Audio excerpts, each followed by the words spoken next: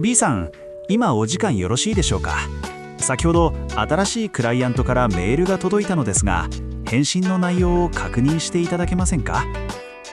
B-san, do you have a moment right now? A new client email arrived just now. Could you check my reply? Madam, आता तुमच्याकडे थोडा वेळ आहे का? नवीन क्लायंटकडून ईमेल आला आहे. तुम्ही उत्तराचा मजकूर तपासून देऊ शकाल का?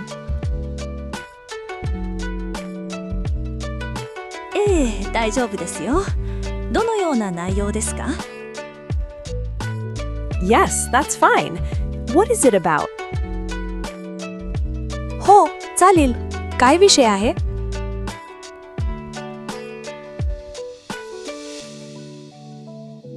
スケジュールの調整についてです。少し敬語が自信がないのでチェックしていただけませんか。 It's about schedule adjustment. I'm not confident with my Keigo, so could you check it? वेळेच्या नियोजनाबद्दल आहे.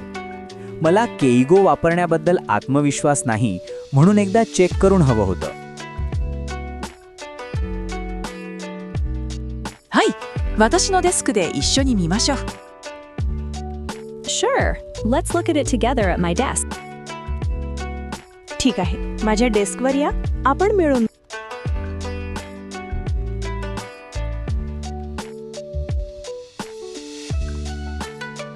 ありがとうございます。助かります。